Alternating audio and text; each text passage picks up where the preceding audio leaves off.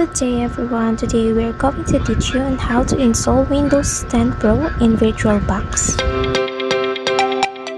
Now, let's get started. Open your VirtualBox and click New. In the dialog box, type a name like Windows 10. In the ISO image, click the folder that contains your Windows 10. And you will go to Hardware and in the processor, make it 1 CPU, and after that you will just check if the unattended install hardware and hard disk are completely set up. After that, you will just click the skip unattended installation and click finish. Now go to settings, click the advanced, and make shared clipboard and drag and drop bidirectional. Now go to system, click the acceleration and make it Hyper-V and apply it. Let's start to run it.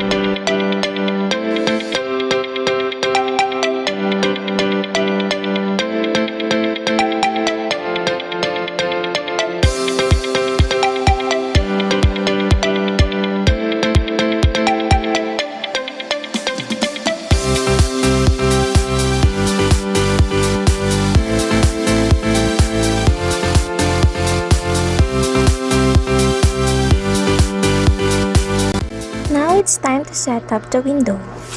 You will just enter your language and other preferences and click Next to continue. And click Install Now to start the setup.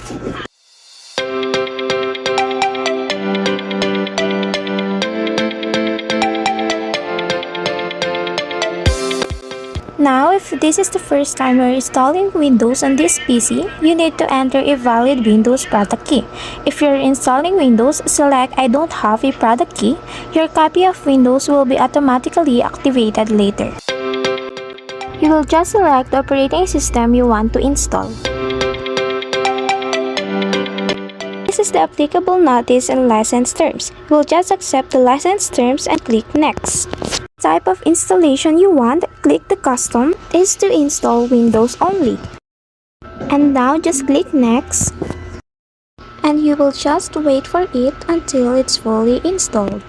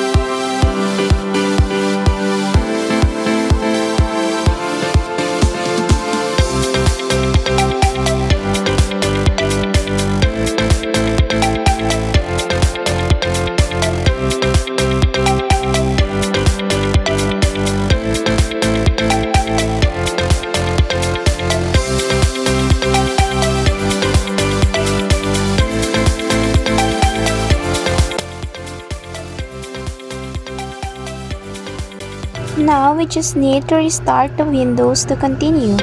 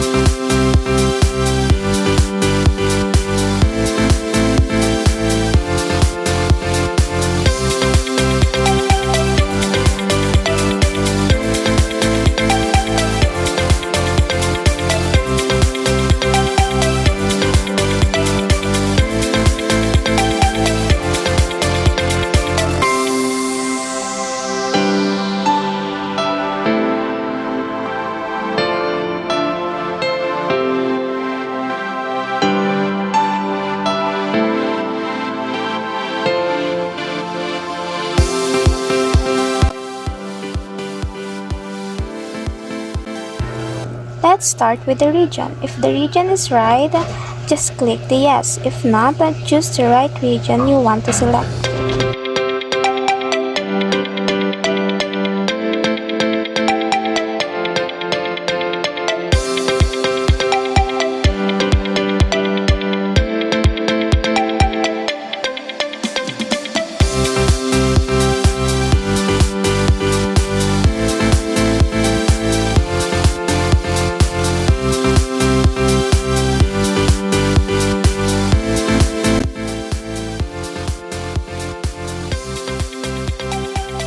Choose your keyboard layout, then click yes.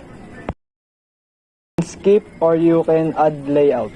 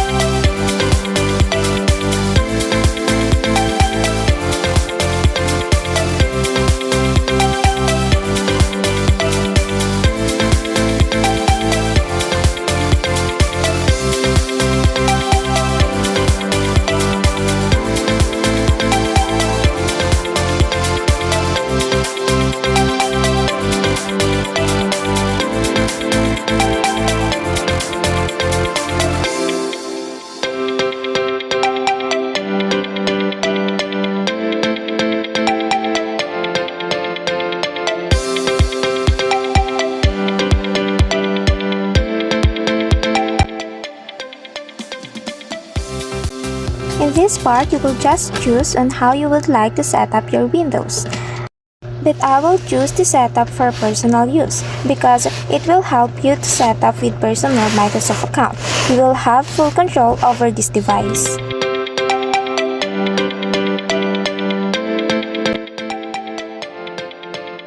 Now let's add your account.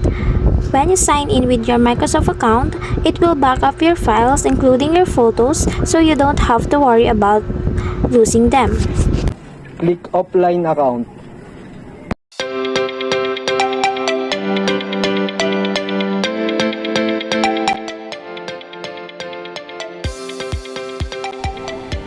Then click limited experience.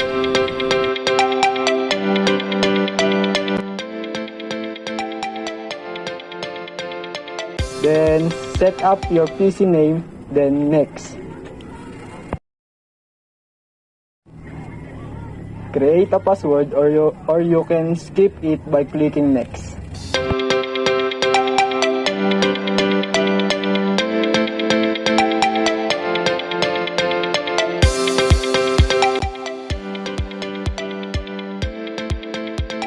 In this part, you will just choose if you want to always have access to your recent browsing data. But I will choose not now.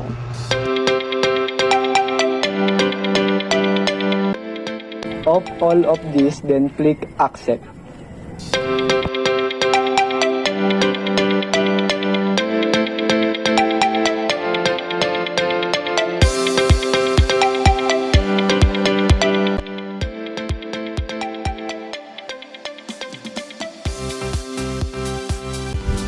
Click skip.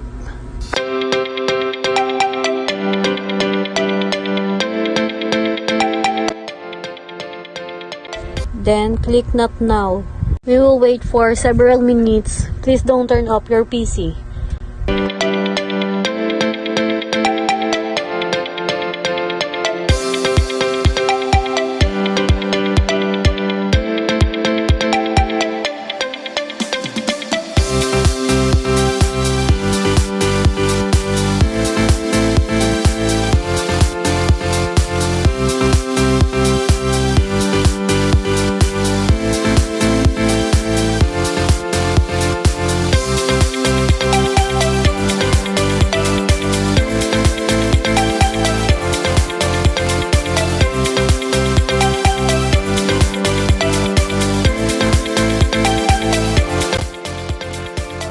The Windows 10 Pro will appear.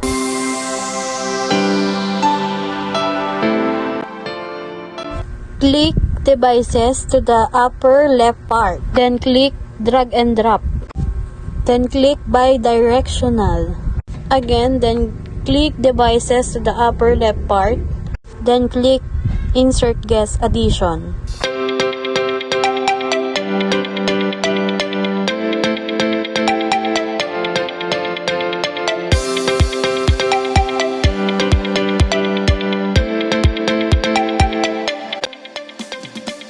Open File Manager. Click this PC. Then click CD Drive VirtualBox Guest Additions. Then click VirtualBox Windows Addition. Then click Yes. Click Next. Then click Next again. Then click Install.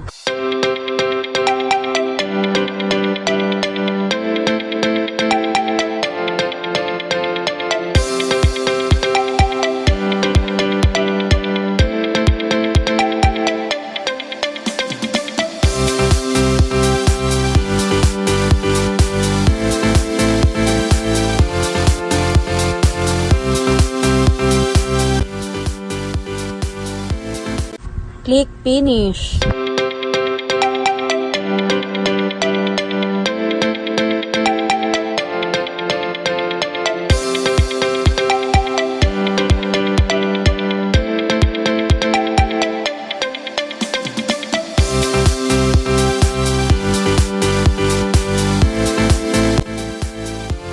Then drag the folder from your PC and drop to Windows 10. Click the photo you want. Then right-click and set as a background.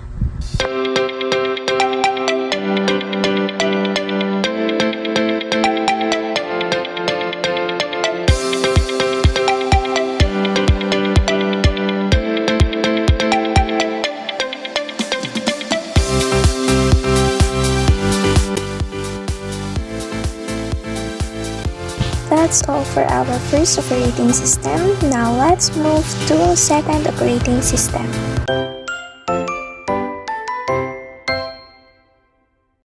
Good day everyone, and now let's install our second operating system, which is Windows 8. On VirtualBox, click New, then write Windows 8 on name. Put Windows 8 ISO.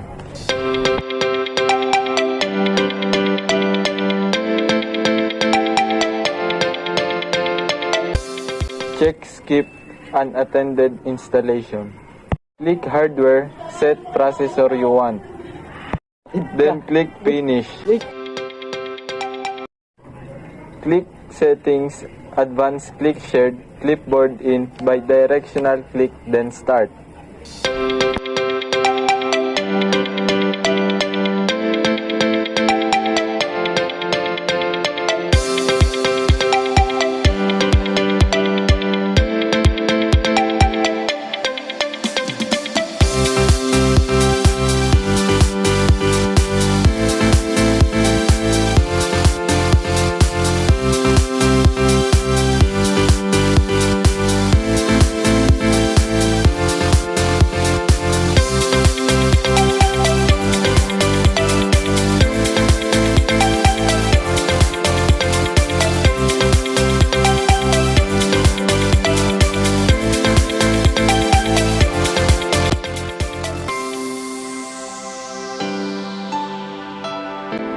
Click Next, then Install Now.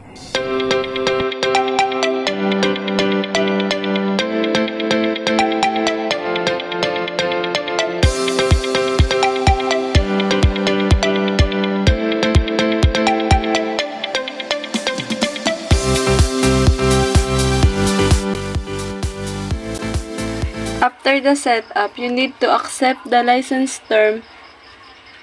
Then next, proceed to the custom install Windows drive. Next. Then you need to wait 100% all of that. The copying Windows files, getting files ready for installation, installing features, installing updates, getting finished.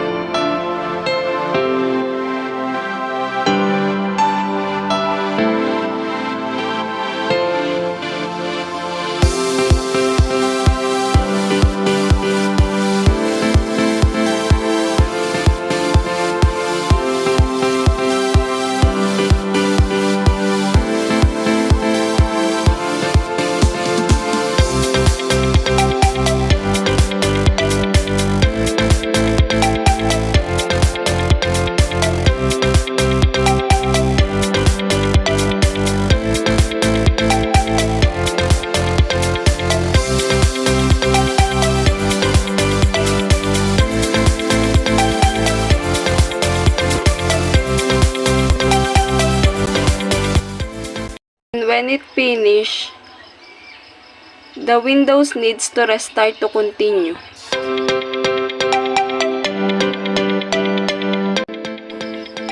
Then the blue icon is up. You need to be patient while restarting your PC.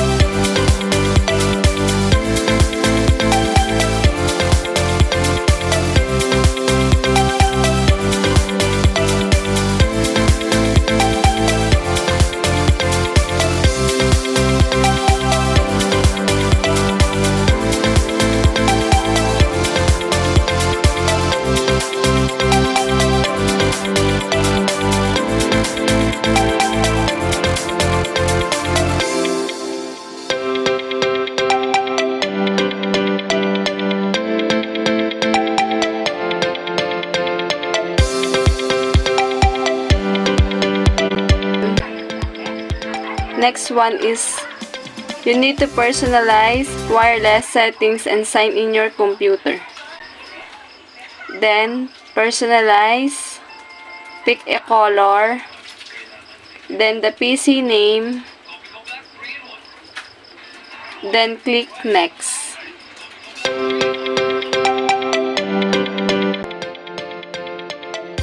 The setting is up. You need to customize your setting. So, next. You need to click the sign in, then local account, then input your username, which is BSCS, then the password of that PC. After you input all the details, you need to click the finish.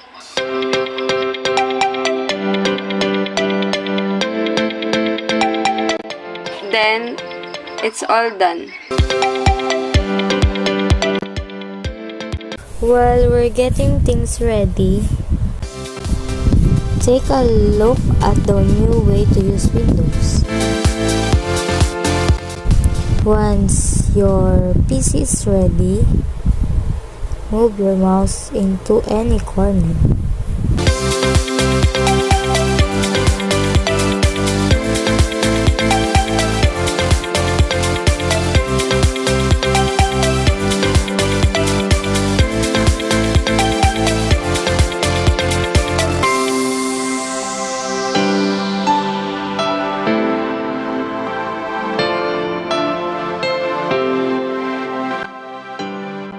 Then let's start.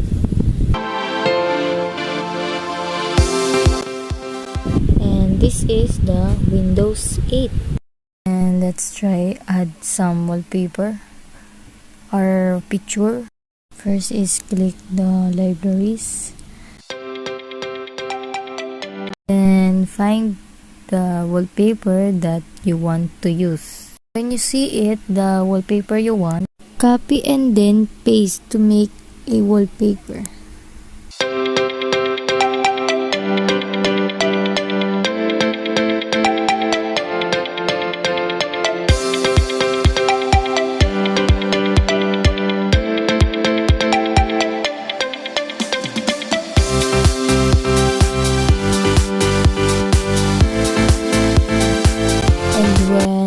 doesn't work, just try again.